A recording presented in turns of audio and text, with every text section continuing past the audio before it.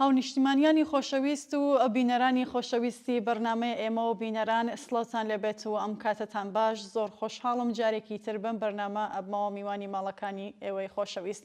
وەکو هەموو هەفتەیەک ئەم بەرنامەیە ئەم ڕۆژمان کۆمەڵێک نامە و پەیامی ئێوەی خۆشەویستی تیادایە کە یەکە پێشکەشتان یەکەم هەڵبەت پێش دەستپێکی بەرنامەکەمان بڕۆین ناوبڕێک وەربگرین اینجا دەستپێەکەین فەرموون.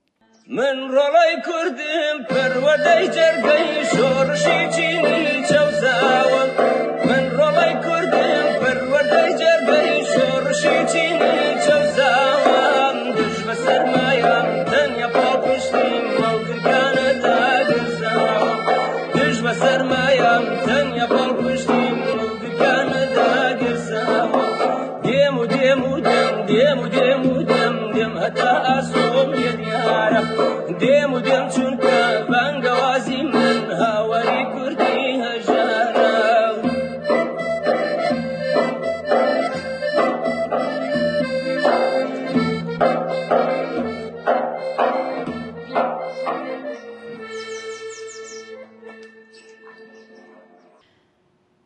بینەرانی ئازیزی بەرنامەی ئێمە و بینەران هەمووان ئەزانین کە کۆمەڵگە ئێران لە یەکێک لە هەستیارترین و چارەنووساسرین سەتەکانی مێژووی هاوچەرخی خۆیدایە. خێرانە کەڵەکە بووە بوری کۆمەڵایەتی سیاسی و ژینگەیەکان هاوکات لەگەڵ سەرکوتی سیستماتیک، گەندەڵی، دزی لە ڕادەبەدەر، چۆسانەوەی دڕندانە، ستەمی نەچەوەئی و ناکارامەی حکوومەت کۆمەڵگای گەیاندووەتە ئاستێکە چیتر گەڕانەوەی بۆ دۆخی ئێستای خۆی ممکن نییە. لەم ماوەدا گەلێک نامە و پەیاممان بەدەستگەیشتووە کە هیوادارین بتوانین لە بەرنامەی ئەمڕۆماندا بەشێک لەم پەیامانە بگوازینەوە بۆ ئێوە بینەرانی ئەم بەرنامەیە. بەڵام پێش هەموو شتێک پێویستە باس لە جنایەتەکانی سامناکی کەین کە لەم ڕۆژانەدا لە شارە جۆربەجۆرەکانی ئێران بەڕێوە دەشێت و هەروایەدامە هەیە. کۆماری ڕوڕەشی ئیسلامی هەرچەند هەموو ڕێگاکانی پەیوەندی داخستووە بەڵام فراوانی جنایەتەکانی ئەم ڕژیمە دیواری ئەم تاریکستانێ شکاندووە و هەواڵە سەرەتاییەکان باس لە قەچوعامی خەڵکی ڕاپەڕی و ئێران دەکەن. بە پێم هەواڵانە تا ئێستا هەزاران ئینسان کوژراون و بریندار بوون و دەیان هەزار کەس گیراون و لە ژێرە شکنجەدان. بەڕاستی جاری وایە زمان لە گێڕانەوەی جنایەتێکی ئاوا سامناک دەمێنێتەوە. ئەم جنایەتە کە لە مێژووی پڕ لە جنایەتی کۆماری ئیسلامی کەموێنە نیە بەڵام دەبێ وەک جینایەت دژ بە ئینسانیەت بناسرێ. لێرەوە ڕوو دەکەین هەموو ئینسانێکی ئازادیخواز و هەموو ڕێکخراوە مەدەنی و مافی مرۆڤەکان لە هەموو جیهان کە دژ بەم جنایەتە بێدەنگ نەبن و بێنە دەنگ.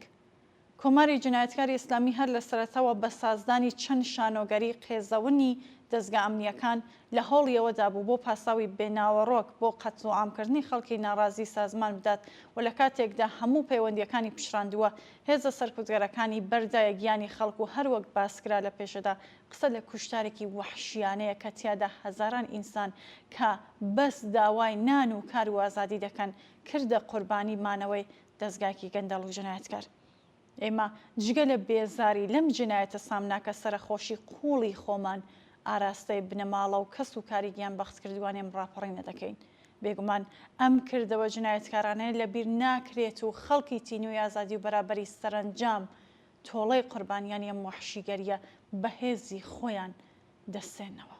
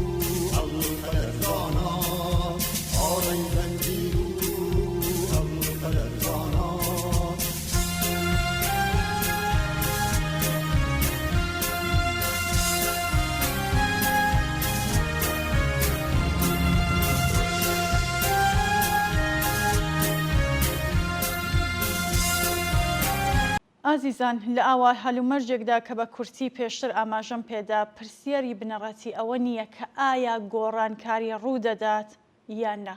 ئێستا لەوە تێپەڕیوین کۆماری ئیسلامی لە کۆتایی دەسەڵاتی خۆی نزیک بۆتەوە و هەر ئەندازە سەرکۆتگەری ناتوانێت ئەم ڕەوتە بە پێچەوانە بکاتەوە. ئێستا پرسیار ئەوەیە کە چۆن و بە چه هێزێک و بە قازانجی کێ ئەم گۆڕانکاریە ڕوودەدات. لە وەڵام بەم پرسیارانە لە پێشێدا سەرنجتان بۆ بیستنی چەند بەشێک لە بەیاننامەی ژمارە 1 کۆمیتەی ناوەندی کۆمەڵە سەبارەت بە بارودۆخی ئێستا و ئەرکەکانمان ڕادەکێشم. لەم بەیاننامەدا سەرەتا باس لە ڕۆڵی خەڵکی کوردستان لە بزوستنەوەی سەرتاسەری کۆمەڵانی خەڵکی ئێراندا کراوە و هاتووە. بزوستنەوەی شۆڕژگەرانی کوردستان پێگێکی تایبەت و یەکلاکەرەوەی هەبووە. مانگرتنی گشتی ڕۆژی پێنجشەمە 18 بەفرانبار ئەڵقەیەکی گرنگ بوو لە زەنجیرەی خەباتی وشیارانە و ڕێکخراوی خەڵکی کوردستان. ئەم مانگرتنە نیشانیدا کە کۆمەڵگەی کوردستان خاوەن پۆتانسیێلێکی یەکگرتووی هاوپشتی و کردەوەی بە کۆمەڵی بەرزە، پۆتانسیێلێکی کە نەک هەر لاواز نەبووە بەڵکو لەم ئەزمونەدا بەهێزتر و کاریگەرتریش بووە. کاتێک 50 شار و شارۆچکەی کوردستان بە یەک دەنگ وەڵامی بانگەوازی لایەنە سیاسیەکان دەدەنەوە بەو مانایەیە کە خەڵکی کوردستان فێریەوە بوون کە هێزی هاوپشتی خۆیان کێ وە چۆن بەکاربهێنن. ئەم فێربوونە سەرمایەکی بەنرخە بۆ پێشکەوتنی زیاتر و بینینی ڕۆڵی چالاکتر لەو خەباتە چارەنووسازەدا کە لە پێشیانە. ئێستا پرسیارەوەیە هەنگاوی داهاتووی دووە مانگرتنی گشتی چییە؟ وەڵامی ئەم پرسیارە لە بەشێکی تری ئەم بەیاننامەدا ئەوە باسکراوەکە وەڵام نەک هەر لە نوسخەی پێشوەختە ئامادەکراودانیە بەڵکو لە هەناوی ئەزمونە کۆنکرێتەکانی خودی کۆمەڵانی خەڵکی کوردستاندایە. لە دەیان ساڵی ڕابردوودا کۆمەڵگەی کوردستان گەلێک شکل و شێوازی خۆنیشاندان و تاکتیکی جۆراوجۆری مەدەنی و سیاسی ئەزمون کردووە. لەوانە پێکێنان و بەهێزکردنی ڕێکخراوە و دامەزراوە مەدەنیەکان، ڕێکخراوە کرێکاریەکان، ڕێکخراوەکانی ژنان، مەعەلیمان، کۆڕ و کۆبوونەوە خوێندکاریەکان بۆ دیفاع لە داواکاریە گشتیەکان، کۆڕ و کۆبوونەوەکانی پەیوەست بە مافە مەدەنیەکان و زمانی دایکی، چالاکیە ژینگەیەکان، بەرنامەی فەرهەنگی و دەبی، کۆبوونەوەی دایکانی دادخواز و بەڕێوەبردنی ڕێڕسمی یادکردنەوەی گیان بەختکردووان لە ساڕۆژ و بۆنە جۆراوجۆرەکاندا. ئەم فۆرمانە لە خەبات بزوستنەوەکە دەکەن بە بزافێکی وشیارانە و بەردەوام و بەرچاوڕوون. بزوستنەوەیەکی کە نەک هەربیر لە ڕووخاندنی شۆڕژگەرانی حکوومەتی ئیسلامی دەکاتەوە بەڵکو لە پرۆسەیەکی بە کۆمەڵ و فرەچەشندا دەشزانێت چیەوێت. سەرهڵدان ژیانە، بەرخۆدان ژیانە.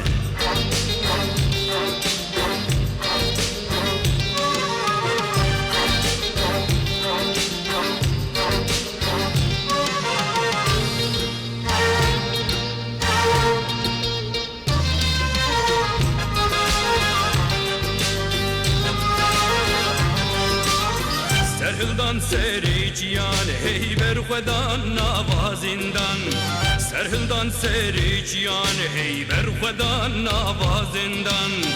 دەنگی خۆرتا خوشتی من هەلە دەنگی کچین دلۆڤان، دەنگی خۆرتا خوشتی من هەلە دەنگی کچین دلۆڤان. هەی سەرهڵدان بەرخۆدان، سەرهڵدان ژیانە، هەی هەی بەرخۆدان ژیانە.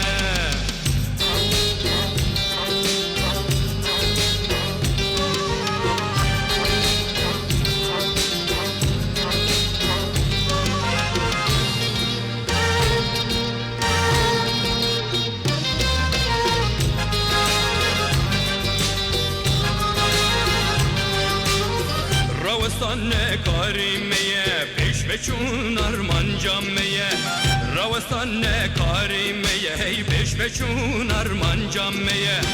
کردستان لهیبیامیه هی چاوی ولی ریچامیه، کردستان لهیبیامیه هی چاوی ولی ریچامیه. دبی سرهڵدان بەرخۆدان، سەرهڵدان ژیانە، هەی هەی بەرخۆدان ژیانە.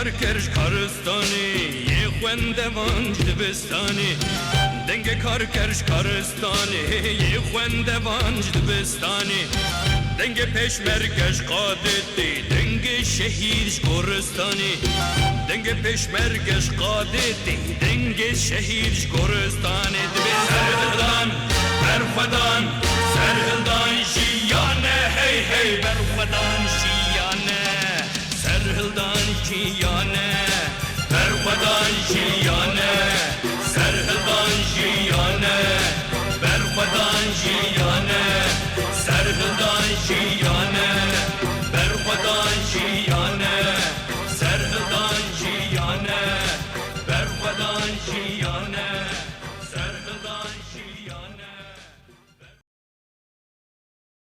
کاگەمیر لە پەیامێکی کووردا نووسیویەتی لە سەرەتای دەستپێکی ناڕزایەتیەکان تا ئێستا نزیکەی 20 ڕۆژ تێدەپەڕێت و بەپێی هەواڵ و زانیاریە بڵاوکراوەکان لەلایەن سەرچاوە و ناوەندە جۆرەجۆرەکانی هەواڵەوە تا ئێستا هەزاران کەس لە خەڵکی ناڕازی لە ئاکامی پەلاماری بێبەزەیانەی بەکرێگیراوانی حکوومەتیان یانە دەستا و هەزاران کەس بریندار بوون و زیاتر لە 10,000 کەسیش دەستبەسەرکراون. هەرچەندە بەهۆی سانسۆڕ و پشڕانی پەیوەندی تەلەفۆنی و تۆڕی ئینتەرنێت لە ئێران بە دیاریکراوی ئاماری دەقیقی ئەم جنایەتە لە بەردەستان نیە، بەڵام بەدڵنیایی ئامارەکان زیاترن لە ئامارە ڕاگەندراوەکان وە خۆی ئەمە نیشاندەری ڕەهەندە بەرفراوانەکەی ڕێخستنی قەتڵوامی سازماندرا و دژی خەڵکێکەکە داوای نان و کار و ئازادی دەکەن. کۆماری جنایەت پیشەی کۆماری ئیسلامی بۆ ڕەوایەتدان بەم قەتڵ و عامە سازماندراوە دوای پشڕانی هەر چەشنە پەیوەندیەک بۆ شاردنەوەی ڕاستیەکان لە ڕێگەی دەستگا ئەمنیەکانەوە پەلامار بۆ سەر دامەزراوەکانی سازمانداوە. توندوتیژی لە ڕێگای بەکارهێنانی چەکی ڕێکخستووە تا قەتڵ و عام سەرکوتی ناڕازیان پاساو بکات. بێگومان درەنگ ناخایەنێ کە پەردە لە سەر ئەم جنایەتە لادەدرێ و ئەم جنایەتە سامناکە ئاشکرا دەکرێت. کۆماری ئیسلامی هەرچەندە هەوڵ بدات ناتوانێت ڕاستیەکان بشارێتەوە. ڕزایەتیەکان لە ئێران کە سەرەتا بەهۆی کێشەی بژێوی و دۆخی یابووری بوو، بەڵام بە خێرایی گۆڕدراوە بوو بە ڕاپەڕینێکی سیاسی و سەرانسەری کە شتێکی کەمتر لە ڕووخاندنی ڕژیمی حاکم لە داواکاریەکانیدا نابیندرێت. هەمان خواستی هەمیشەی کە 47 ساڵە هاوڵاتیان بە ڕاشکاوی هاواریان کردووە. شاردنەوەی حقیقەت و کەپکردنی دەنگ و خۆڵقاندنی جنایەتی سامناک ناتوانێت ئەم ڕەوتە بۆ کۆتایی هێنان بە ستەمکاری ڕاگرێ. کۆماری ئیسلامی بە کوشتنی هەر دەنگێکی ناڕازی هەنگاوێک لە مەرگی حتمی خۆی نزیک دەبێتەوە. نامەیەکی تری بەرنامەکەمان نامەی کاگ ڕەحیمە. کاگ ڕەحیم نووسیویەتی ترامپ سەرۆکۆماری ئەمریکا هەڕەشەی پەلاماری نیزامی کردووە بۆ بەشێک لە ئۆپۆزیسیۆن و لە سەروی هەمویان تاقمی پاشایەتی ئەم دەخاڵەتە بە پێویست ئەزانن و پەیتا هاوکات لەگەڵ بانگەوازی خەڵک بۆ هاتنە سەر شەقام و بە ئامانجگرتنی بە قسەی ئەوان ئەهدافی مەشروع لە ناوخۆ دەکەن و ڕای دەگەێنن کە یارمەتی دەرەکی بەڕێوەیە. ئەم بانگەوازانە تا چ ڕادێک مانع یان یاریدەدەری ڕاپەڕینی خەڵکە دژی دەسەڵاتی ژنایەتکار و ئینسان کوژی کۆماری ئیسلامی. پێویستە بە ڕاشکاوی وە بە بەرپرسیارەتیەوە بە خەڵک بڵین کە ئازادی، دیمۆکراسی و ژیانێکی شایستە تەنها بەدەستی خودی جەماوەر ممکن دەبێت. هەر چەشنەوەمێدێک بە دەستێوەردانی نیزامی ئەمریکا یان ئیسرائیل وەک سەرچاوی ئازادی گەشتبینیەکی زیان باش وە مەترسیدارە. ئەزمموی خەڵکی ڕۆژهەڵاتی نێوەڕاست لانیکەم لە 3 دەی ڕابردوودا لە عێراق، ئەفغانستانەوە بگرێت تا لیبی و سووریا بەڕوونی نیشانی داوە کە دەستێوەردانی دەرەکی نەک هەر ئازادی و دیمۆکراسی و ئەمنیەت بە دیاری ناهێنێ، بەڵکو دەبێتە هۆی ویرانکاری و تێکچوونی شیرازەی کۆمەڵایەتی و پاشەکشەی بزوستنەوە جەماوەریەکان. هێرشی نیزامی بۆ سەر ئێران ئەگەر ڕووبدات ئەگەری زۆرە ببێتە هۆی دامرکاندنەوەی بزوستنەوەی جەماوەری و بەهێزکردنی کەشی ئەمنی و پەراویستخستنی ویست و جەواکاری ئازادی خوازانەکان. لەم ڕووەوە پێویستە هەر چەشنە بانگەوازێک بۆ دەستێوەردانی نیزامی لە ئێران تەنانەت ئەگەر بەناوی بەرگریکردن لە جەماوەریش بکرێت بە توندی ڕەت بکرێتەوە.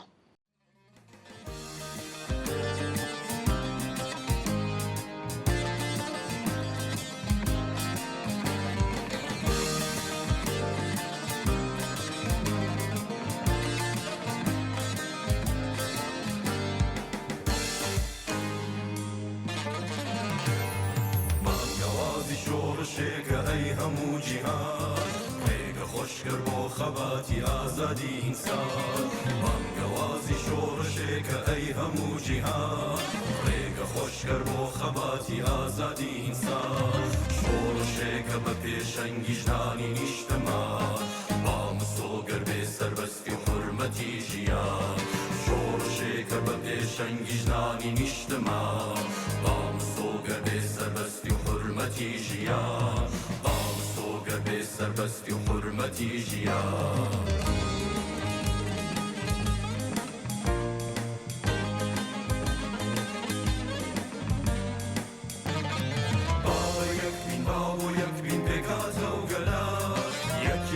ترس دەخاتە دڵی دوژمنان بابە یەک بین بابۆ یەک بین پێکاتە و گەلان یەکیەتی ترس دەخاتە دڵی دوژمنان خۆ نەویستی بەدیدێنێ ئاوەت و خەومان باڵندەی ئامانجمە نەفڕێنێ بۆ ئاسمان خۆ نەویستی بەدیدێنێ ئاوەت و خەومان باڵندەی ئامانجمە نەفڕێنێ بۆ ئاسمان باڵندەی ئامانجمە نەفڕێنێ بۆ ئاسمان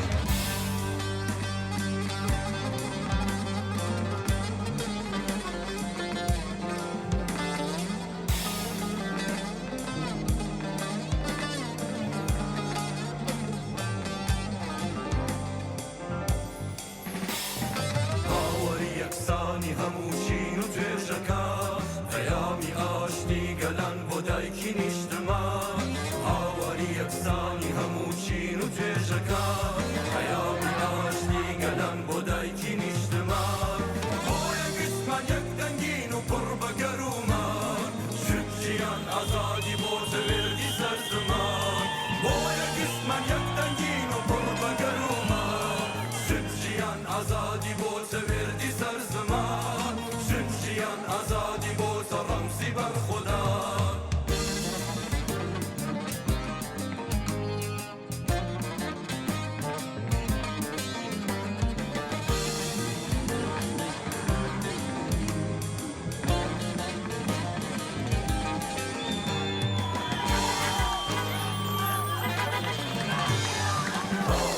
خۆی لەی زۆردارانەی ئینسانەکان بۆ دەبێ چاوەڕێ مەرگ بین لە هەناسەدا زاڵەکەی خۆی لەی زۆردارانەی ئینسانەکان بۆ دەبێ چاوەڕێ مەرگ بین لە هەناسەدا شۆڕژێکی گەورەمێ بخەین بۆمان و نەمان با یەکجاری ئازادی بێت بەداهاتوومان بۆیە گشتمان یەک دەنگین و پڕ بە گەرومان ژیان ئازادی بۆ تەوێردی سەر زەمان ژیان ئازادی بۆ تە ڕەمزی بەرخودا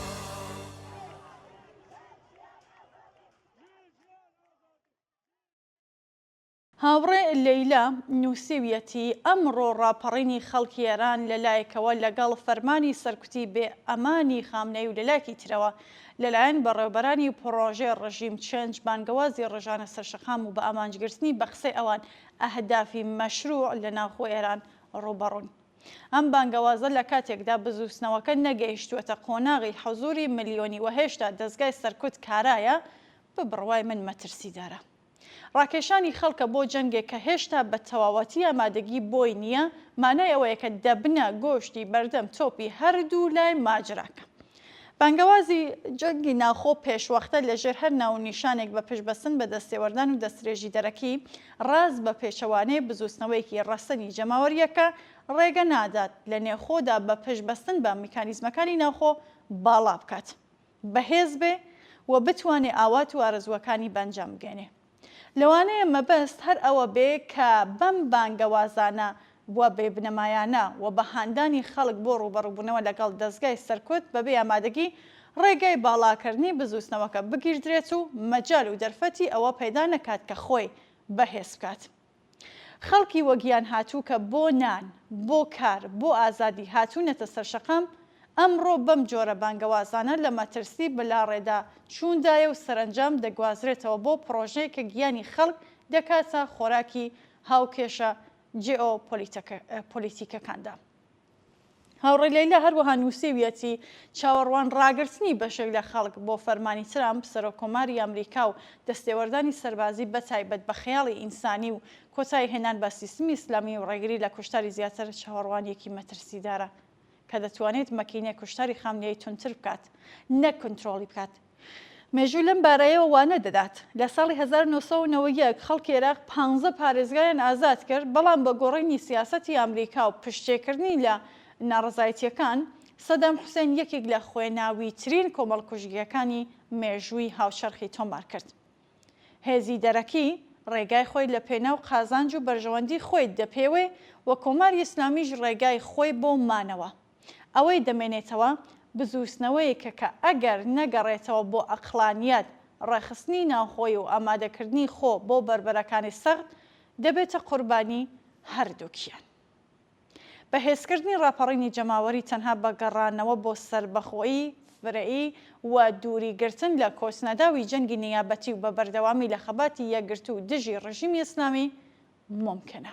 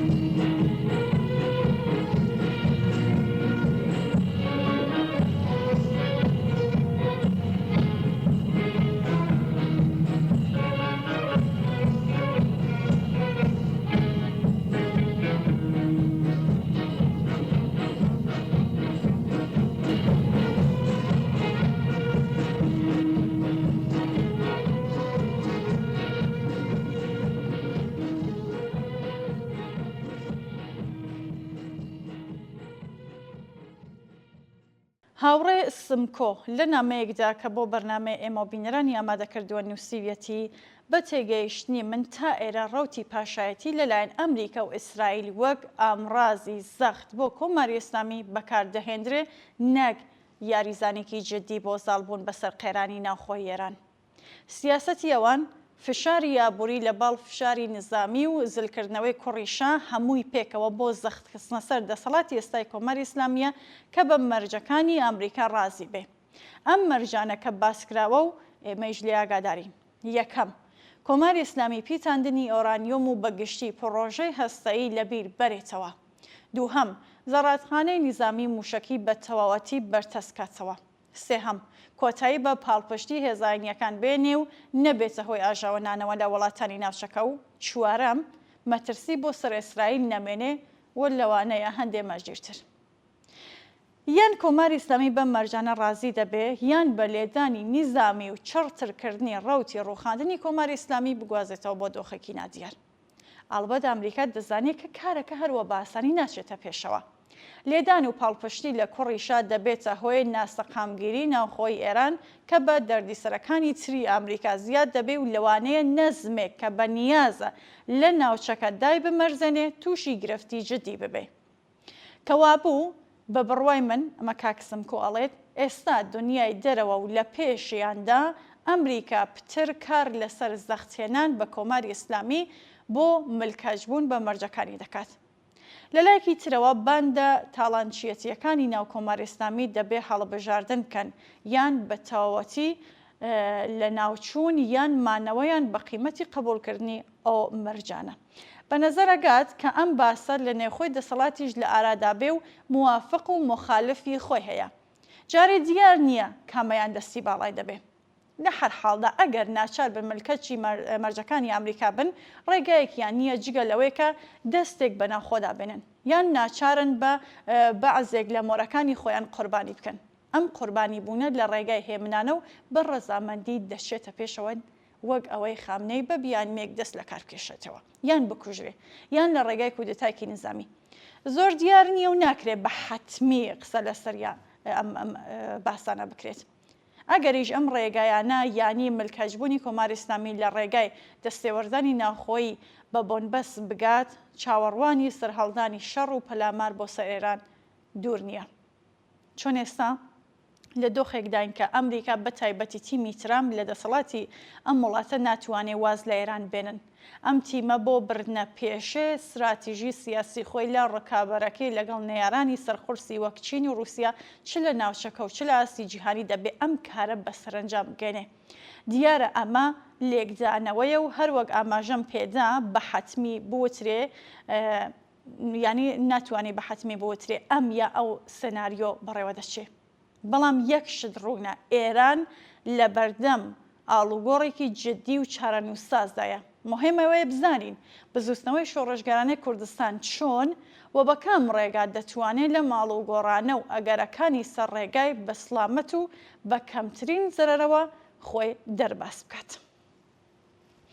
درێژە بە نامەکەی کاکسم کۆ دەین لە ڕوانگەیەکی ترەوە دەڵێت کاتێ لە نووسینی ئەم دێڕانە دەبووم کە هەواڵنێریەکان باسییان لەوە کرد کە کۆماری ئیسلامی داوای مۆزاکرەی لەگەڵ ئەمریکا کردووە. بەڕای من جگە لەو خاڵانەیە کە لە نامەی پێشومدا باسم کرد ئەگەر ئەم مۆزاکرە سەر بگرێ مانایکی تری نییە جگە لە ملکەجبوونی کۆماری ئیسلامی. لاوە حاڵەتێکدا کۆماری ئیسلامی تر هەمان کۆماری ئیسلامی تەنانەت هەفتەی ڕابردووش نییە. دەتوانین بڵین ڕووخانێکی نەرمە و دەبێت چاوەڕوانی کاردانەوە کۆمەڵایەتیەکانی لە داهاتوویەکی نزیکدا بین. بەڵام با بچمە سەر باسی پێشوم کە بزوستنەوەی شۆڕژگارانەی کوردستان چۆن و بە کام ڕێگا دەتوانێت لەم ئاڵە و گۆڕانە و ئەگەرەکانی سەر ڕێگای بە سڵامەت و بە کەمترین زەرەرەوە خۆی دەرباس بکات. بۆ وەڵام بە پرسیارە هەروەک لە بەیاننامەی کۆمیتەی ناوەندی کۆمەڵەدا ئاماژەی پێکراوە یەکەم و پێش هەموو شتێک پێویستە یەکەم هەنگاو بنین بۆ پێکێنان و بەهێزکردنی ڕێکخراو و دامەزراوە مەدەنیەکان ڕێکخراوە کرێکاریەکان ڕێکخراوەکانی ژنان مەعەلیمان کۆڕ و کۆبوونەوە خوێندکاریەکان بۆ دیفاع لە داواکاریە گشتیەکان کۆڕ و کۆبوونەوەکانی پەیوەست بە مافە مەدەنیەکان و زمانی دایکی چالاکیە ژینگەیەکان بەرنامەی فەرهەنگی و ئەدەبی کۆبوونەوەی دایکانی دادخواز و بەڕێوەبردنی ڕێڕەسمی یادکردنەوەی گیانبەختکردووان لە ساڕۆژ و بۆ نەجۆرەجۆرەکاندا. ئەم فۆرمانە لە خەبات بزوستنەوەکە دەکەن بە بزافێکی وشیارانە و بەردەوام و بەرچاوڕوون بزوستنەوەیەکی کە نەک هەربیر لە ڕووخاندنی شۆڕژگەرانی حکوومەتی ئیسلامی دەکاتەوە بەڵکو لە پرۆسەیەکی بە کۆمەڵ و فرەچەشندا دەشزانێت چی دەوێت. دووهەم کۆمەڵگەی کوردستان نابێ خۆی لە بزوستنەوەی مافخوازی سەراسەری دوور ڕابگرێ و پشتیوانی گەرموگۆڕ لە بزوستنەوەی مافخوازانەی سەراسەری هەنگاوێکی جدیەکە نێرانی بزوستنەوەی شۆڕژگەرانی کوردستان مەجال و دەرفەت بۆ بە تاقخستنەوەی بزوستنەوەی کوردستان فراهەم نەکەن. دوابەش لە نامەکەی کاکسم کۆ باسیەوە دەکات یەکێکی دیکە لە مەترسیە جدیەکانی بەردەم بزوستنەوەی کوردستان بریتیە لە ئەگەری داڕمان یان لاوازبوونی دەوڵەتی ناوەند. دۆخێک دێت ئاراوەکە حوزوری هێزی چەکدار تیادا ممکن دەبێ و ئەگەر هەر لە ئێستاوە چارەسەر نەکرێ و ڕێگا و شوێنی هێزی چەکدار دیاری نەکرێت و نەبێتە داوای گشتی و بڕیاری کۆمەڵانی خەڵکی کوردستان دەتوانێت و ئەگەریەوە هەیە کە کۆمەلگا بەرەو ناسەقامگیری و ململانەی ناوخۆی ببات. ئەمە بابەتێکی زۆر گەرەنگە بۆ ڕێگریکردن لە مەترسیەکی لەو شێوەیە تەنیا و تەنیا دەخاڵەتی خەڵکی کوردستان لە ڕێگەی دامەزراوە جەماوەریەکانەوە ممکن دەبێ. لە غیابی ئاوە دامەزراوەیەکدا لە ئاستی کوردستان ئەم مەترسیە زۆرتر خۆی دەردەخات. بە بڕوای ئێمە لە سبەی کوردستاندا لە سەرهەڵدانی ڕێکخراوە جەماوەریەکان لە شارەکان هێزە چەکدارەکان دەست بەجێ دەبێ بخرێنە ژێر دەسەڵاتی دەستی هەمان دامەزراوە هەڵبژێردراوەکانی جەماوەر لەوانە شوێرای شارەکان. ئەمەش پێویستی بەوەیەکە هەر ئەمڕۆ حیزب و هێزە چەکدارەکان بچنە ناو گفتوگویەکی شەفاف بەرپرسیارانە و ئاشکرا و لەسەر مەکانیزم و شێوازی ڕادەستکردنی کۆنتترۆڵی چەک بە دامەزراوە دیموکراتیکەکانی جەماوەر و لەسەر ئەمە ڕێک بکەون. دواخستنی ئەم پرۆسە دەتوانێت تێچوویەکی لە قەرەبوو نەهاتوو بۆ کۆمەڵگا بە دوای خۆیدا بهێنێت. هێزی چەکدار کە کاتی خۆی پێویستیەکی بزووسنەوەی شۆڕژگەرانی کوردستان دژی داگیرکاری بوو، لە سبەی کوردستاندا ئەرکەکەی دەبێتە پارێزگاری لە ئەمنیەت و ئاسایشی خەڵکی کوردستان و دیفاع لە دەستکەوتەکانی، واتە دیفاع لە ئازادی و بەرابەری و سەخامگیری کوردستان.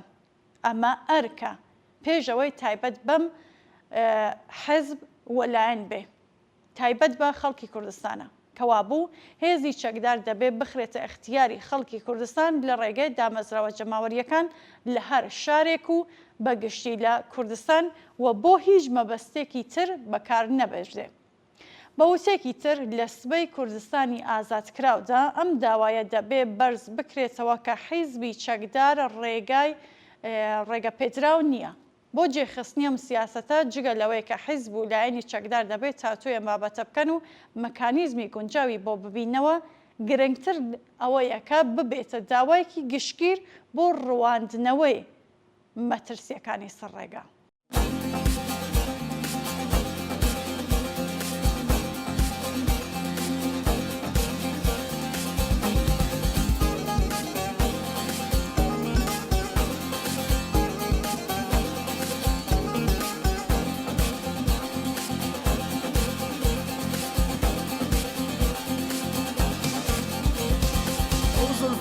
سما دەکەن بەسەر شانە ئاوازێکن ئەقیژێنن بەسەر لێوی با بارانە ئەو زولفانەی سەما دەکەن بەسەر شانە ئاوازێکن ئەقیژێنن بەسەر لێوی با بارانە سوێن بە ئاسۆ سوێن بە دایکم سوێن بە کۆماری باوکەکان سوێن بە قرچەی پەلکەکانە وەختێ دەڕژێ لەسەر شانە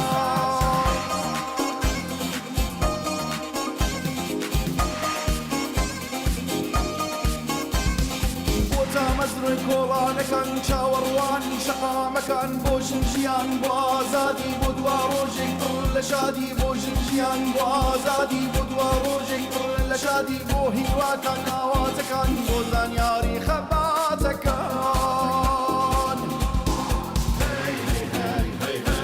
ژنجیان ئازادیە ژنجیان ئازادیە ژنجیان ئازادیە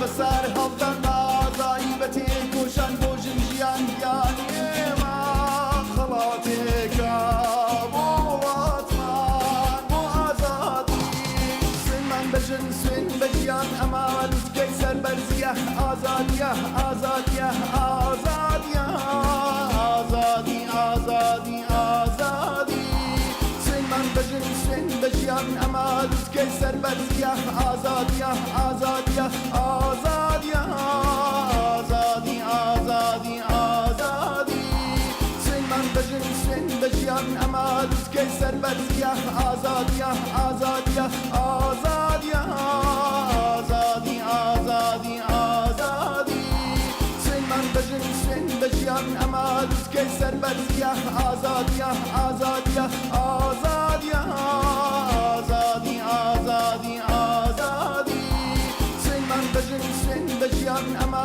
لوتکەی سەربەرزیە ئازادیە ئازادیە ئازادیە ئازادی ئازادی ئازادی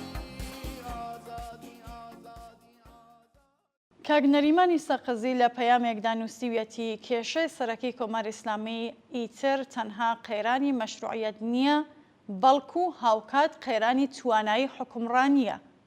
سیستەمێک کە نەتوانێت ئەنجامی بڕیارەکەی بڕێوە ببات، ڕژیمێک کە نەتوانێت تەنانەت نانی خەڵکەکەی دابینکات، چۆن دەتوانێت پرۆژێ نسبەتەن گەورەی بەڕێوەبردنی وڵات بە سەرکەوتووی جێبەجێ بکات. ئێستا باسی ئەمڕۆ دەڕوخێ یان سبەی هاتووەتە ناو کۆمەڵگا. بۆ حکوومەتێکی دیکتاتۆری ئەمە کابوسێکی گەورەیە. بەشێکی زۆری دەسەڵاتی دیکتاتۆری لەم وێنەیە ترسناکە ئاگادارن، بۆیە کەوتونەتە پەلەقاژە بۆ دەربازبوون لەم کابوسەکە خەریکە دەبێتە واقعیەت. بەڵام ئێستا بەم پێک هاتەوە هیچ ڕێگایەکیان و ئاسۆیەکیان بۆ دەرچوون لەم دۆخە بەدی ناکرێت.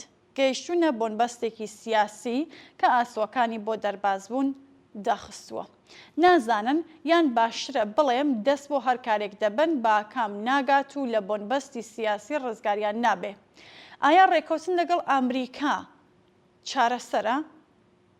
بەڵام ڕێکەوتن لەسەر چی و بە چ بەرهەمێک؟ ئایا دروستکردنی پردی یابووری لەگەڵ چین؟ چۆن؟ ئایا ئەسڵەن لایەنی چینی و ئەمریکی ئامادەن بۆ مامەڵای بەردەوام؟ لە ناوخۆدا دەیەوێت چی بکات؟ لە هەمان گەردەنکێشی پێشووی لەگەڵ خەڵک بەردەوام بێ، بەکام هێز و بەکام پارە. بەنیازە بەردەوام خەڵک لە خۆی بترسێنێت تاکەی. بەکام وێنەی ترسناک لە کاتێکدا ئیتر سەرکوتیش خەڵک ناشکێنێتەوە. لە ڕووی ئەم ناتەوانایی لە گۆڕینی دۆخەکە وای کردووەکە ڕێبەری کۆماری ئیسلامی لە وتاری ڕۆژی سێزدەی بەفرانبەری 1404 تەنها کارێکە بۆی دەکرا ئەوە بوو کە ناڕازیان بە ئاژاوەگێڕ ناو ببات کە نابێت لەگەڵیان قسە بکرێت، بەڵکو دەبێت لە جێگەی خۆیان دابنیشێندرێن. بەم جۆرە فەرمانی کوشتن دەردەکات. جا وەرە سەیری ئەم داستانە بکە. عەلی خامنەی دوای 47 ساڵ و لە جێگەی خۆی نەبوونی هیچ شتێک ئەم جارە دەیەوێت دەستکەوتێکی هەبێت و شتێک لە جێگەی خۆی دابنێت. ئەویش خەڵکێکە شەو ڕۆژ هاواری مەرگ و نەمانی دەچڕن. ئەڵبەت پێویست نییە دیکتاتۆر بێت تا بزانێت دیوارێک کورتتر لە دیواری خەڵک نییە، چۆن لە جێگەی خۆی دانانی ئابووری دوژمنی دەرەکی و دەرچوون لە بنبەست کارێکی یاسان نییە. بەڵام گرفت بۆ کۆماری ئیسلامی ئەوەیە کە دیواری خەڵکیش باڵای کێشاوە، ئیتر بۆ ئاسانیە نییە لە جێگای خۆی دانیشاندنی. لە ڕاستیدا سەرکوت وەک تاقە ئامڕاز لە دۆخی بنبەستان نەک ئامڕازی جێگیرکردنی دەسەڵات بەڵکو خێراکەری داتەپینی دەسەڵاتە. کۆماری ئیسلامی ئەم جارە نەک لە چوارڕیان بەڵکو لە کۆتایی ڕێگاکەدایە، شوێنێک کە تەنانەت ئەندازیارانی سەرکوتیش ڕووبەڕووی یاسان نەناسراوەکانی ناو بزوستنەوەی جەماوەری دەبنەوە. سەربەرزی بۆ کوردستان، سەربەرزی بۆ بەرخۆدانی بزوتنەوەی شۆڕشجێراونەی خەڵکی کوردستان، خەڵکی شۆڕشجێری کوردستان. ئەمڕۆ هەمومان بە شانازیەوە خۆمان وەک هەمیشە بە سەربەرز دەزانین. ئەمڕۆ بۆ جارێکی تر مانگرتنی گشتی سەرکەوتوانە لەسەر تاسەری کوردستان بەڕێوە چوو. وەڵامی یەکگرتو میلیۆنی خەڵکی کوردستان بە داواکاری کۆمەڵە و هەموو پارتە سیاسیەکان سەرکەوتووانە بەڕێوە چوو. ئەم مانگرتنە دەنجی ناڕەزایەتی گشتی بوو دژ بە هەژاری و گرانی، بێکاری و نادادپەروەری، ستەم و چەوسانەوە و کوشتاری خوێناوی خەڵکی بێدفاعی ئیلام، کرماشان و مەلەکشاهی بەدەستی ڕژیمی پەت و سێدارە. کوردستان وەک هەمیشە لە تەواوی ماوەی حکومڕانی ئەم ڕژیمە نگری سەدا سەربەرز بووە و هەرگیز چۆچی بۆستەم دان نەنەواندووە.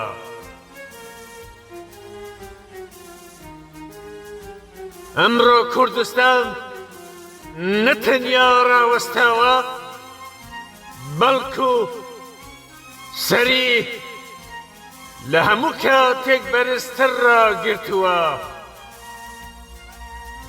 ئەم یەکگرتنە میلیۆنیە موژدەیە موژدە. ئەمە موژدەی خەباتی بەردەوام، موژدەی ڕزگاری، موژدەی داهاتوویەکی گەش و ڕووناک. ئەمە موژدەی بەڕێوەبردنی ڕێگای هاوبەشە. ئەمە موژدەی خەباتی هاوبەشە بۆ سەرکەوتنی یەکجاری. هەر لێرەوە دەستی ماندووی هەمووتان دەگوشین و سپاستان دەکەین خەڵکی کوردستان.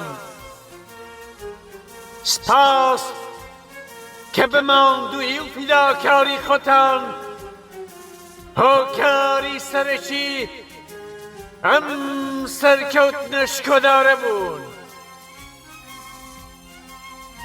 ئێمە خەباتمان بۆ ڕووخاندنی ڕژیمی کۆماری ئیسلامی درێژەی هەیە. خەباتی ئێمە بۆ ڕووخاندنی شۆرش گێڕانەی ئەم ڕژیمەیە.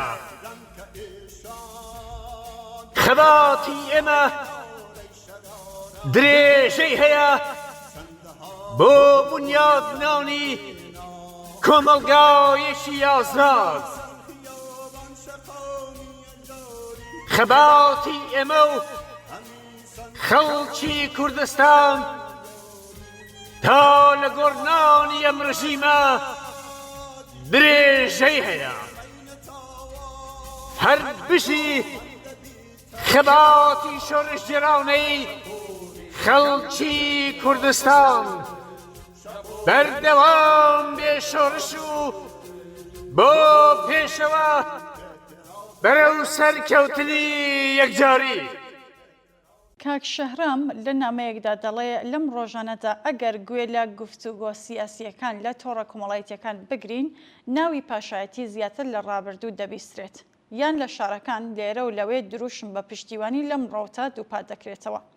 بە بڕوای من ئەم دیاردەیە کە لەم بزوستنەوەدا بە پێشەوانەی بزوستنەوەی ژینە بەرچاوترە و لەوانەیە یەکێک لە جیاوازەکانیشی بێ، ئەم دەرکەوتنە پێشەوەی بەمانەی بوژانەوەی پرۆژێکی سیاسی ڕوون و یەکگرتوو لەلایەن ڕۆتی پاشایەتیەوە بێت نیشانەی زەعیف دەرکەوتنی ڕۆتێکی ترە.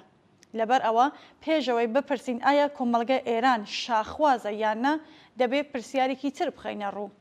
بۆچی ڕۆتی پاشایەتی هاتووەتە نێو ساحەی سیاسی لە ئێران؟ ئەم بابەتە یانی هاتنە گۆڕەی ڕۆتی پاشایەتی ناکرێت تەنها بە نۆستالژیا فریوی سیاسی یان دواکەوتنی فکری ڕوون بکرێتەوە. ئەگەرچی هەرکام لەمانەیش هەن بەڵام پتر لەمانە ئەوەی ڕوودەدات زیاتر لەوە گەڕانەوە بۆ ڕابردوو بێت بەرهەمی نادیاربوونی ئاسۆی داهاتوویە.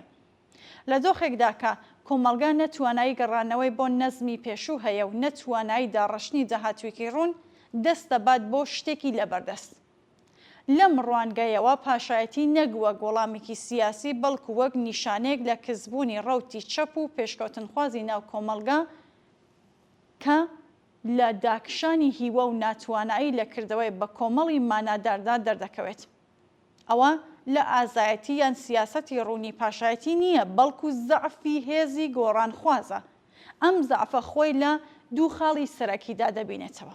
یەکەم لە نەبوونی گوتاری هاوبەش و دووهەمیش نەبوونی ڕێخستن لە ئاسیجە ماوەریدا. چاو لێ بکەن خەریکن دروشمی ژن ژیان ئازادی وەک گوتارێکی گشتگیر پراوێز دەخەن و ڕێخستن لە قاڵبی پاشایەتیدا دەخەنە جێگای ڕێخستنی جەماوەری. ئەمە ئەگەر جێبکەوەی ڕێک هەمان دووپاتکردنەوەی ڕاپەڕینی ساڵی 57 هەتاویە. ئەو کاتیش پاش ماوەیەک ڕەوتی ئاینی دروشمەکانی وەک ئازادی و بەرابەری پراوێز خست و لە جیاتی مەرگ بۆشە جێخست و ڕێخستنی جەماوەری لە قاڵبی ڕێخستنی بزوستنەوەی ئیسلامی لە مزگەوتەکاندا دیتەوە. بە قەوڵێک ئەو کات تاجی پاشایەتی ڕووخا، بەڵام ئەمامە جێگرتەوە و ئاوات و ئەرزوەکانی خەڵک وردە وردە لە گۆڕنرا. ئایا مێژوو دووبات دەبێتەوە؟ ئایا کاتی ئەوە نەهاتووە بە حرەکەتێکی ئاگایانەی بەرەی چەپ و پێشکەوتن خواز، دیموکراسی خواز و سێکۆلاری کۆمەڵگا مێژوو جۆرێکی تر بەڕێ بکەن؟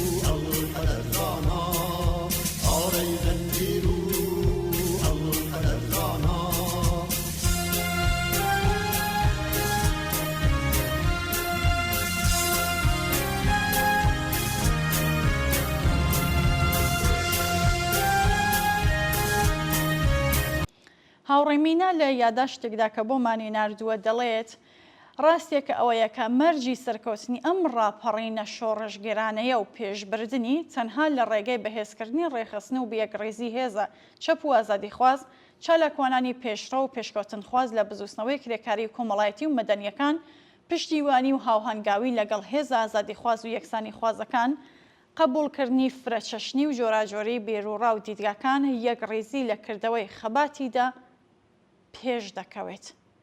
لەم پەیوەندیەدا دەبێت چەند بابەت بە شێوەی بەردەوام و هەمیشەیی پێش بخرێت و بەهێز بکرێت.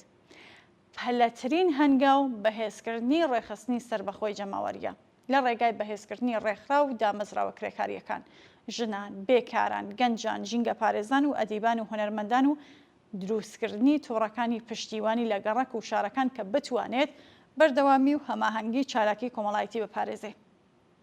ئەم شەبەکانن هەر لە ئێستاوە دەبێ ئامادە بن کە ئیدارەی گەڕەک و شار و شوێنی کار بەدەستەوە بگرن، ئەمنیەتی گەڕەک و شار بپارێزن و پێداویستیەکانی ژیانی ڕۆژانە سازمان بدەن، بەر بە تۆڵەسەندنەوەی کوێرانە و هەر ڕاوڕوتکردنێک بگرن و مەجال بۆ هیچ هەلپەرستێک نەهێڵن کە تۆڤی تەفرەقە و ناومێدی بڵاوکاتەوە. دەسەڵاتی جەماوەری لە سبەیدا لە ڕێگای دەسەڵاتی ئەمڕۆماندا مانا پەیدا دەکات. خەڵکی کرێکار و زەحمەتکێش و هەموو ئینسانێکی ئازادی خواز و پێشکەوتوو دەبێت نیشان بدات کە خۆی دەتوانێت ئیدارەی گەڕەک و شار و شوێنی کاری خۆی بەدەستەوە بگرێت. لە هەمان ناڕاستەدا بەهێزکردنی یەکڕێزی کردەوەی هەموو هێزە چەپ و ئازادی خواز و دیموکراتیکەکان لەسەر بنەمای بەرگری لە جاواکاریە کۆمەڵایەتیەکان بۆ ئازادی و یەکسانی و ڕوخاندنی حکوومەتی ئیسلامی دژی جیاکارە چینایەتی و ڕەگەزی و چینایەتیەکان ڕاپەڕن. بەهێزکردنی پەیوەندی بزوستنەوە کۆمەڵایەتیەکان، هاودەنگی بزوستنەوەی کرێکاری ژنان، خوێندکاران، خانەنشینان و نەتەوە چەساوەکان لە ئاسوویەکی دژە سەرمایەداری، دژە دیکتاتۆڕی، دژە سڵتە و دژە فاشیستیەکاندا لە دۆخی ئێستای ناوخۆی و نێودەوڵەتیدا گرنگیەکی زۆری هەیە. هاوڕێ کەژاڵی سنەی نووسیویەتی منیش لەگەڵ ئەو باوەڕم کە نابێ گومان لەوە بکەین لە دۆخی قەیرانیدا هێزە ئەمپریالیستی و ناوشەیەکان بۆ دەستەبەرکردنی بەرژەوەندیەکانی خۆیان نەک تەنها لە ئێران بەڵکو لە زۆر شوێنی تر دێنە نێو گۆڕەپانی ململانی سیاسی و کۆمەڵایەتی. ئەمە ڕوونە کەوا بوو پرۆژە دەستێوەردانەکانی ئەمریکا هاوڕێتی لەگەڵ ئیسرائیل لە ڕێگەی جۆربەجۆر نەک چارەسەر بەڵکو و بەردەوامی سیستەمی سەرکوت و چەوسانەوە و بێمافین. دەتوانین بڵین نێرانی خەڵکی کرێکار و زەحمەتکێشی ئێران تەنها نابێت لە دەسەڵاتی کۆماری ئیسلامیدا کۆ بکرێتەوە.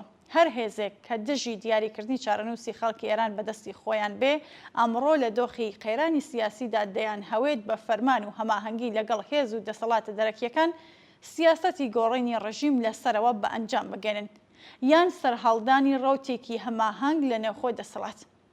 ئەم سیاسەتە کاتێک خەڵک و ناڕزایەتیەکان بۆ خۆیان هێز نەبن، کاتێک بێگوتار و پرش و بڵاو بن، تەنها وەک بیانی و پۆشش بۆ ڕەفتار و ببەخشن بۆ فشار و یان بۆ سازشە نهێنیەکان بەکاردەهێنرن.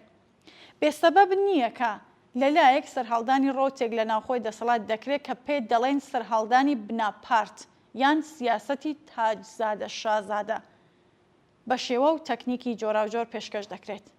پەیامەکە ئاشکرایە. ئەم پڕوپاگەندە مێدیایە خەباتی ڕێکخرا و سەراسەری بۆ ڕووخاندنی ڕژیمی ئیسلامی وەها سادە پێشکەش دەکات کە گوایە بە تەلەفۆنێک خواردنی ئامادە لە ماڵێ حازر دەبێت تر پێویست بە زەحمەت ناکات. پەیامەکە بە خەڵکی وەگیان هاتوو دەڵێ ئێوە لە شەقامدا بجەنگن تا ئەم سازشە لەسەرەوە بە ئەنجام دەگات و ئەیتر باخێکەشی بۆ ئێمە.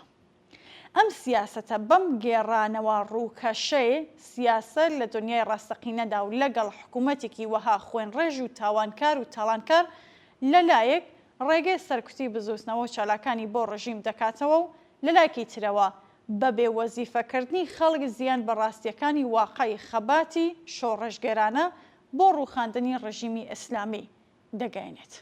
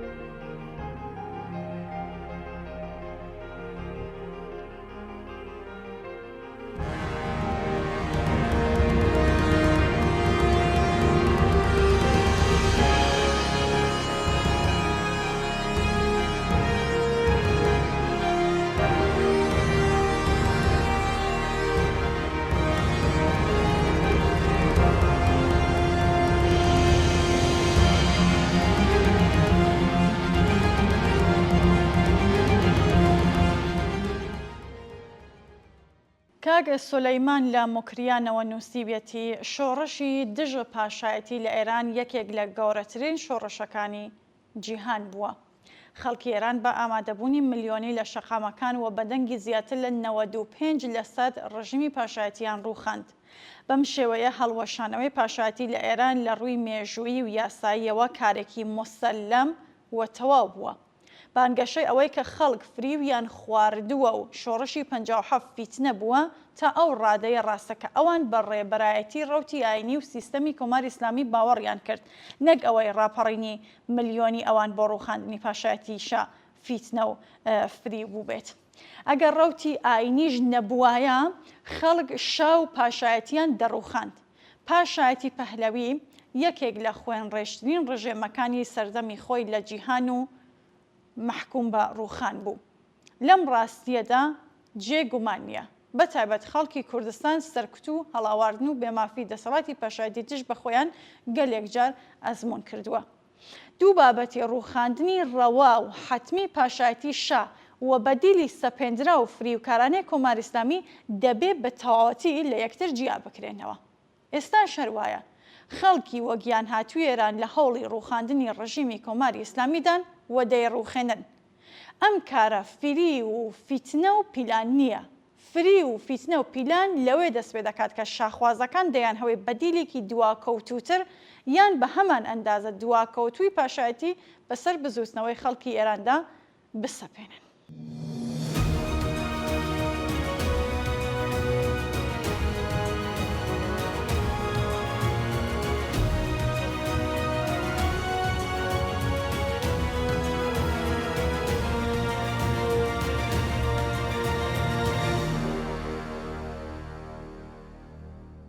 کاک عەبدوڵڵا لە بۆکانەوە لە پەیامێکدا نووسیوێتی خەڵکی ئێران جارێک هەڵەیان کرد لە ڕەوتی شۆڕشی قارەمانانەی 57دا بە بەڵێنی و فریوکاریەکان یاخوندە دواکەوتوەکانی سەدەکانی نێوەڕاست باوەڕیان کرد. ئەڵبەت جگە لە کوردستان دەکرێت جارێک هەڵە بکەیت، بەڵام هەڵە ئەگەر دوای ئەو هەمووانەی مێژوویە بە شێوەیەکی گاڵتەجارتر دووبارە بکرێتەوە مرۆڤ نەک تەنها بۆ سەدەکانی نێوەڕاست بەڵکو بۆ سەدەکانی کۆنتر بگەڕێتەوە ئیتر نەک هەڵە بەڵکو شتێکی تر دەبێت. بەدەگمەن حاڵەت هەیە کە پاشایەتی لە وڵاتێکدا دوای ڕووخاندنی دووبارە دامەزرا بێتەوە. ئەگەر شتی وەها ڕوویدا بێت دەبێ وەک گەورەترین ڕسوایی مێژووی هەژمار بکرێت. دەمەوەی بپرسم ئایا ئێوە خەڵکی وەگیان هاتووی ئێران بەهۆی قبولکردن و پێشوازیکردن لە حکوومەتی ئاخوندی سەدەکانی نێوەڕاست لە جیهاندا نەبوون بە تابلۆ؟ ئایا ئەمە بەس نییە و دەبێ بە گەڕانەوەی پاشایەتیەکی خوێن ڕێژ تابلۆکی گاڵتە جارتر بە جیهانی و مێژوو پێشکەش بکەین؟ ساڵی 57 و 58 بە قسەی ئێمە خەڵکی کوردستانتان نەکرد. ئایا ئەم جارەیش بە قسەمان ناکەن؟ ئەوە ڕۆژێک پێکەوە قسە ئەکەین چۆن حکوومەتی ئاینی بە ناوی دیفاع لە ئیسلام پەلاماردی کردە سەرتان و هەموو ئەوە وارەزوەکانی ئێوەی سەرکوت کرد و هەر بم ناوە پەلاماری کردە سەر کوردستان و ئەم هەموو جنایەتی خۆڵخان. گومان مەکەن کە ڕەوتی پاشایەتی ئەگەر بگەڕێتەوە دەسەڵات بە ناوی میلەتی ئێران و پاراستنی تەمامیەتی ئەرزی ئێران هەمان کار دەکات.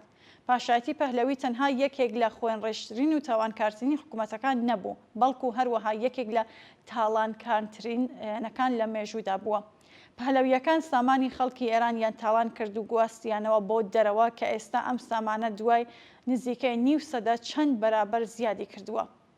لە هەر وڵاتێکی تردا بووایە خەڵک داوایان دەکرد کە ئەم خانەوادە دز و تاڵانچێتیە لێپێشینەوەی یاسایی لەگەڵ یا بکرێت و سامانە دزراوەکان بگەڕێندرێتەوە وڵات. ئایا بەڕاستی لە بەرامبەر نەوە وێرانکارەکانی ڕابردووە هەروەها لە بەرامبەر نەوەکانی لەژێر مەترسی داهاتوودا دوور لە ویژدان و کەرامەت نییە کە کەسانێک خوازیاری گەڕازنەوەی ئەم خانەوادە تاڵانکەر و ڕادازکردنی تاج و تەخت بە ئەوان بن؟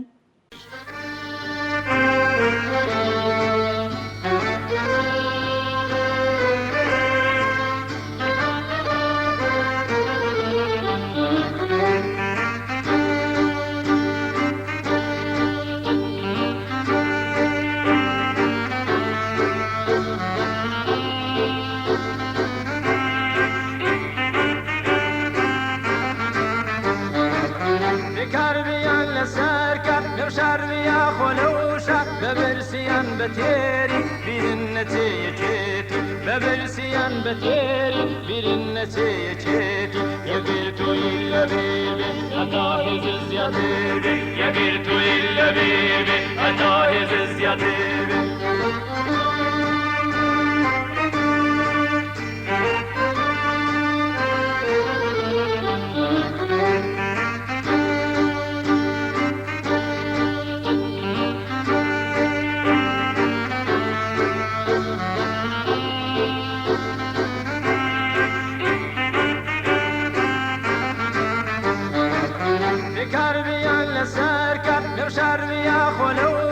بەبرسیان بە تێری بیرن نەچەیە چێتی بەبرسیان بە تێری بیرن نەچەیە چێتی یەگەر توی لەبێ بێ هەتا هێز زیاتر بێ یەگەر توی لەبێ بێ هەتا هێز زیاتر بێ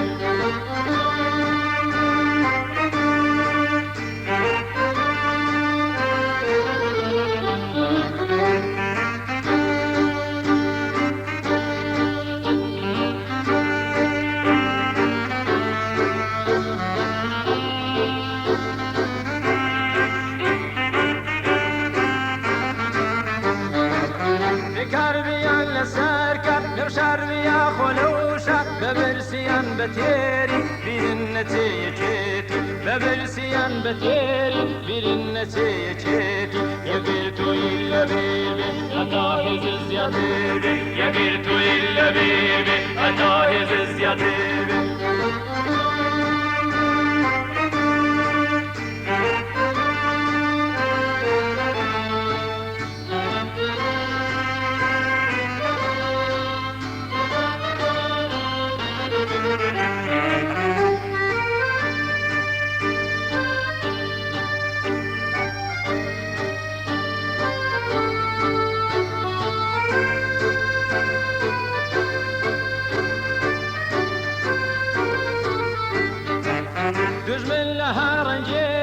وتفرقت دكوشي سنتا إما بلاوبي أو داتواني سروار بي سنتا إما بلاوبي أو داتواني سروار بي يقرتو إلا بيبي أتاهز الزياتر بي يقرتو إلا بيبي أتاهز الزياتر بي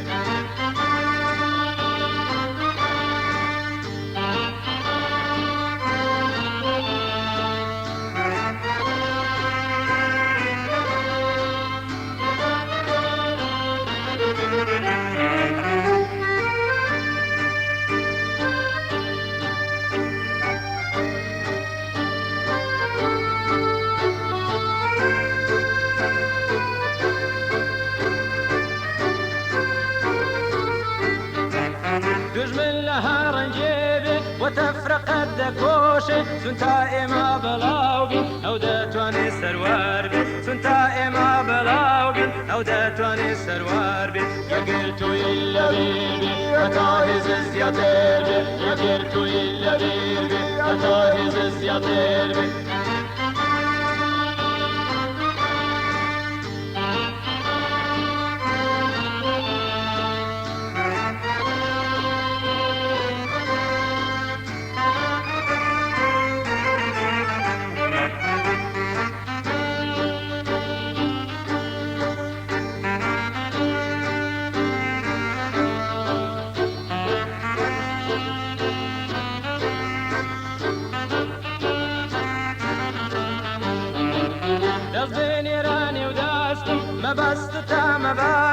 وشار بتاو هلينا في رزقاري ببينا وشار بتاو هلينا في رزقاري ببينا يا قلتو إلا بيبي أتاهز الزياتر بي يا قلتو إلا بيبي أتاهز الزياتر بي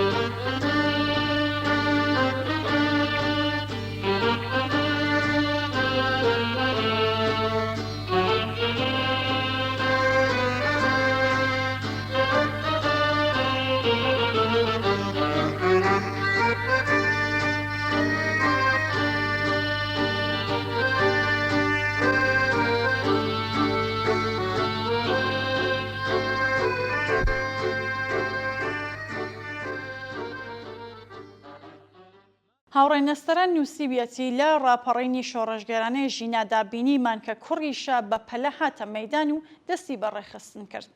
کارێکی وەها بەبێ پشتیوانی گەورەی دارایی، لۆژستیکی، مێدیایی ممکن نەبوو. ئێستاش لەگەڵ دەستپێکی قۆناغێکی تری ڕاپەڕینی شۆڕژگەرانە، ڕەزا پەهلەوی و لایەنگرانی دووبارە بوونەتە خاوەن مەیدان و دووبارە هەمان هێزە جیهانی و ناوچەیەکان لە پشتیانەوەن ڕێنوێنیان دەکەن. هەدەف معلومە، ئامانج معلومە. ئێران ئەبێ لە بازنەی هێزە ئەمپریالیستی جیهانیەکاندا بمێنێتەوە و ڕۆڵی هەمیشەی خۆی جیا لە ناردنی نەوت و سەرچاوە هەرزانەکانی تر و بازاڕی فرۆشی کاڵا ئەمریکایی و ئەوروپایەکان جیا بکات. دەرگاکان بۆ وەبەرهێنانی وڵاتە و تاڵانی سەرچاوەکان و هێزی کاری هەرزانی خەڵک بکاتەوە. لە شین و رووسیا و بریکس دوور بکەوێتەوە، شێتە ناو پەیمانی ئیبراهیم و هێزی سەربازی لە ئاستی خواستی ئیسرائیلدا بێت. و خەڵکی ئێران 50 ساڵی تریش وەک دەیان وڵاتی ئاسیایی، ئەفریقایی، ئەوروپایی، ڕۆژهەڵات ئەمریکای لاتین و هەر لە دواکەوتوی هەژاری و نەداری و بێکاری و هەڵاوسان و قەیراندا دەست و پێ بشکنێن و محتاجی نانی شەویان بن.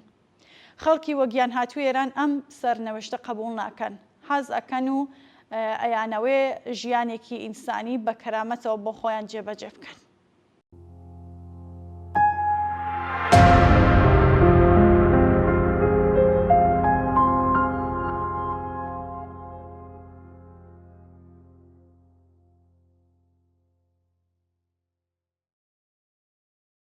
یاداشتێکی ترمان لە هاوڕێ نەستەرن سنەی هەیە کە هەر بە شێوەزاری سنەی نووسیویەتی شاخوازی مستەقیمەن جەنگی بە خەڵکی ئازەری، عەرەب، بەلوچ، لۆڕ، تورکمان و کورد ئیعلام کردە.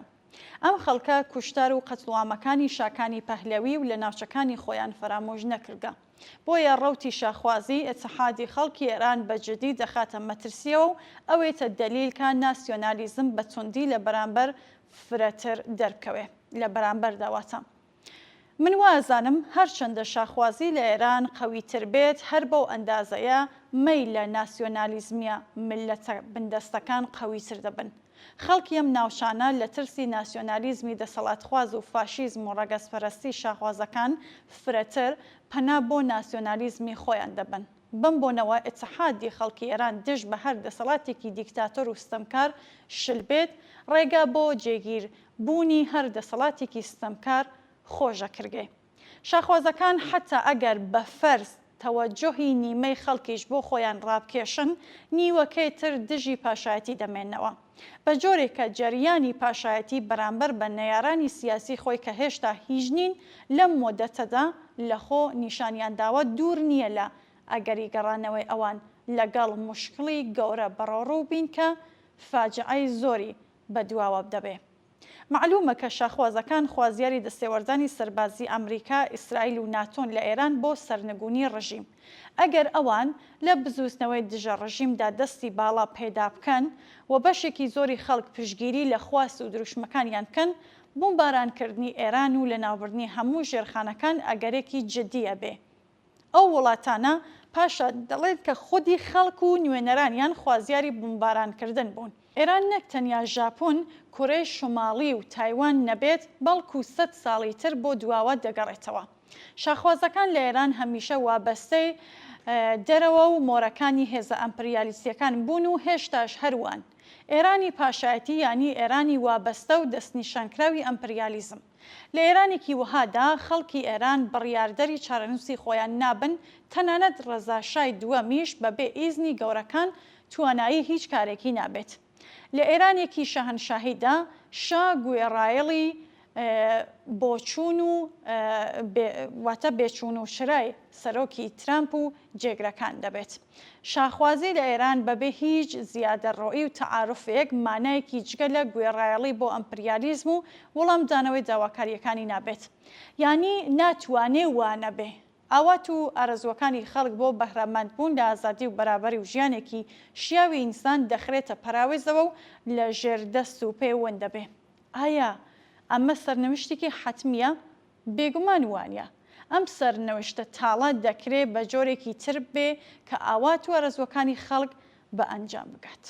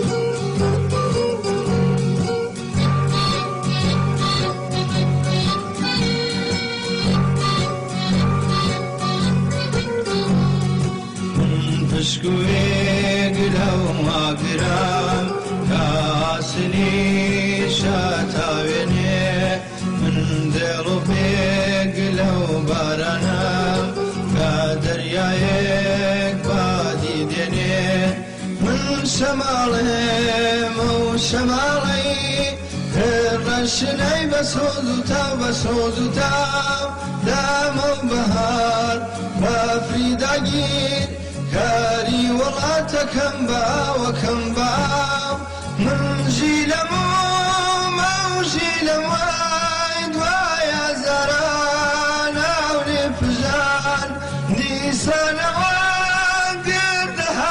کاک حەبیب نووسیویەتی هاوڕێیانی بەرنامەی ئێمە بینەران سڵاو ماندوو نەبن.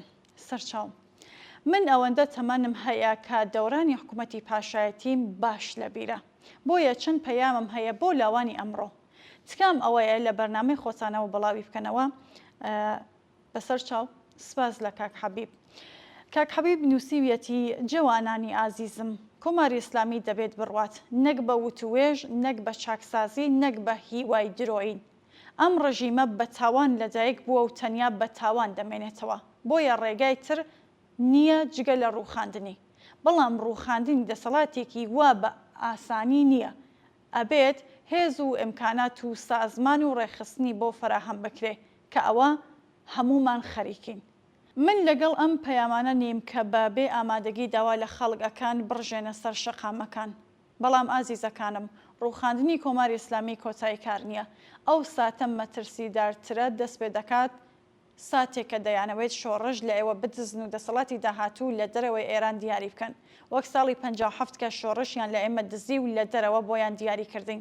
لەبیرمە ئێمە سەرەتا داوای ئازادی و بەرابەری و نەمانی تەبعیز و ستەمکاریمان دەکرد، بەڵام گۆڕیان بە کۆماری ئیسلامی.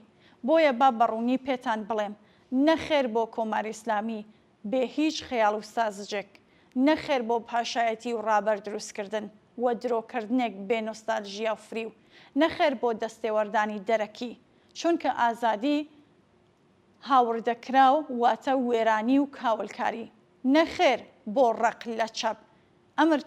ئەمەتان لەبیر نەچێ. ئێستا هەموو ڕەوتەکان کە خوازیاری مانەوەی وەزعی مۆجودن لە دژایەتیکردن لەگەڵ ڕەوتی چەپ یەک قسەن. کۆماری ئیسلامی ڕەوتی پاشایەتی لەم بارەوە یەکدەنگن، چونکە سڕینەوەی چەپ واتە سڕینەوەی دادپەروەری چەپ لە ئێران حاکم نەبوو، هەمیشە سەرکوت کراوە.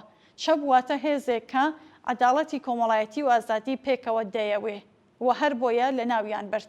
و ئەگەر وشەگەلێکی وەک مافی کرێکار، مافی ڕێخستن، یەکسانی، دادپەروەری کۆمەڵایەتی، ئازادی دەربڕین دەبیستن و ئەمڕۆ لە مێشکی کۆمەلگادا زیندووە، بەشێکی گەورەی ئەو چەپە بە خوێنی خۆی پاراستوویەتی. سڕینەوەی چەپ واتە سڕینەوەی دادپەروەری، داهاتوو بۆ هەژاران تاریک دەکەن. ئەوانەیە دژی ڕەوتی چەپ قسە دەکەن، ئامانجیان ڕوونە، دەیانەوێت داهاتووی ئێران ئەمە بێت: ئازادی بۆ سەرمایەداران، ئاسایش بۆ دەوڵەمەندان، بێمافی بۆ کرێکاران، سوکایەتی بۆ هەژاران، دیموکراسیەکی ڤیتێنەری بێنان و کەرامەت. بەڵام خەڵکی ئێران تەنها ئازادی جلوبەرگی ناوێت، هەرچەندە ئەویش مافە. خەڵکی ئێران نانی دەوێت، چارەسەری دەوێت، ئاسایشی کاری دەوێت، مافی ڕێخستنی دەوێت، مافی ژیانی دەوێت. ئەمە بەبێ دادپەروەری کۆمەڵایەتی ممکن نییە. داهاتووی ئێران دەبێت بە دەستی خەڵک دروست بکرێت، نەک بە فەرمانی ترامپ، نەک بە تاج، نەک بە پرۆژە ئەمنیەکان. ئێرانی ئازاد واتە ئێرانی دادپەروەری و ئازادی، نەک ئێرانی وابەستە، نەک ئێرانی قوربانی، نەک ئێرانی ئاینی. تکایە داوام وایە ئاگاتان لە خۆتان بێ، بەبێ بیرکردنەوە و بەبێ بوشیاری و بەبێ ڕێخستن دەست نەدەنە هیچ کارێک. کاری گەورەمان لە پێشە، کاری گەورە پێویستی بە بیری گەورە و هێزی گەورە و هەمەلایەنە هەیە. لێرەوە من پێم وایەوە بۆم دەرکەوتووە کە لایەنە سیاسیەکانی کوردستان بە بانگەوازی مانگرتنی گشتی ژیریان نیشاندا و فەرمانیان لە ڕووی ئەحساس و پەلە نەدا. بێگومان ئەم ژیریەی سیاسیە دەبێت بپارێزرێت.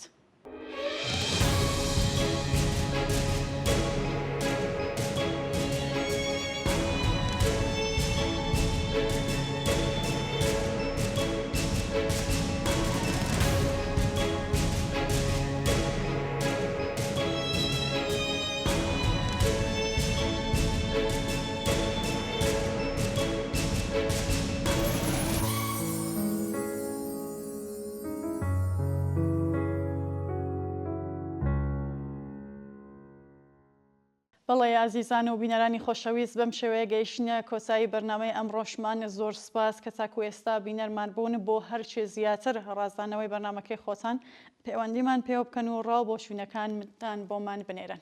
جارێکی تر سپاس و ماڵەوە.